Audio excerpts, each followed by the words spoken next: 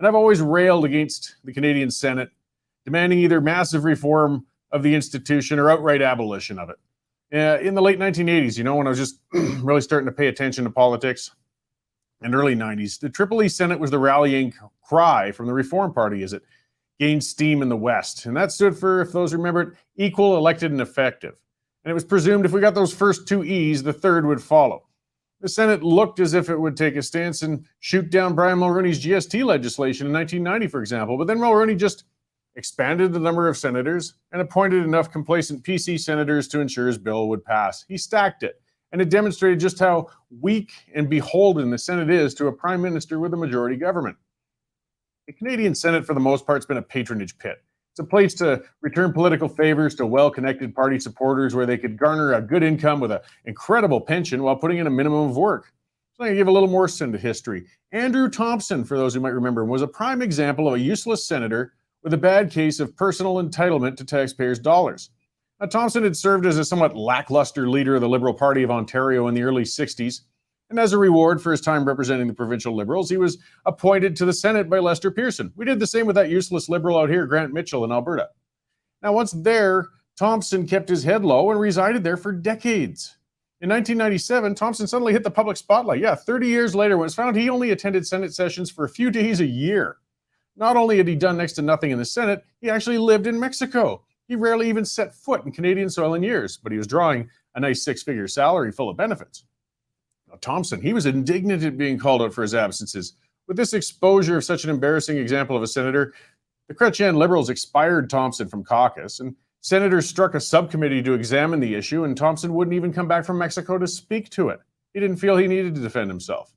He was found in contempt of the committee and stripped of some compensation, but still he remained as a senator until 1998, when he resigned on his own shortly before mandatory retirement anyways, and continued to collect a huge pension for the remainder of his life.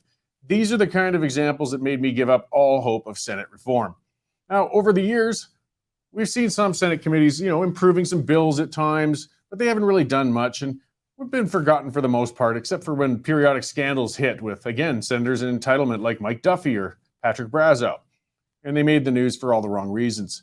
Now, while the Senate still needs massive reforms that are probably never going to happen, I've been seeing some signs of life in there lately, and it's been great to see. They've actually been scrutinizing bills and questioning the actions of government in ways we haven't seen in a long time. A joint Senate Commons Senate committee has been examining Trudeau's invocation of the Emergencies Act, and it's been putting Trudeau's ministers on the spot and asking all the right questions. Public Safety Minister Marco Mendicino, the Minister of Lies, has been under fire for months as the narrative crumbles for the justification of invoking the act. And despite Mendicino's claims that the police asked for invocation of the act, committees have determined, no, that wasn't the case. Nor were there firearms found among the protesters, nor were there rape gangs or arsonists or Russian funding. That was all shredded in these committee meetings, and the senators were a lot pushing that. So the government had built a mountain of BS, and thanks to that tough questioning, it's been exposed. We got a judicial inquiry into Trudeau's actions coming up, and it's likely not going to end well, as their case is already crumbling before it gets there. So in their latest action, this really got me going happily here. A Senate committee has shot down Bill S7. Now, that's the bill that would have empowered border agents to search personal devices of citizens on the most flimsy of justifications. It was a gross invasion of privacy rights, and while the Senate did call them out. And while the bill is still alive, the Senate committee has proposed an amendment which pretty much defangs it. If the bill does pass the Senate and then back and into Parliament, it won't have much of an impact. The intent behind the government's creation of the bill has been stripped from it. Now, Trudeau's government still has some odious bills coming down the pipe. They're trying to ramrod C11, C18, and C21. And those bills in their current form threaten free press, free speech, and property rights as they're modeled to try and control the internet, and they're going after law-abiding firearm owners. But those bills still have to go through Senate scrutiny. And I'm hoping now that with many senators suddenly embracing their role as being that voice of sober second thought, that those bills might actually be amended or perhaps shot down altogether. Maybe some of those senators are finally relishing taking an active role in policy creation and approval, and they want to take it further. The Emergencies Act itself was dropped, within 48 hours of passing through Parliament, and I suspect part of that reason was that Trudeau didn't have confidence that it was going to make it through the Senate.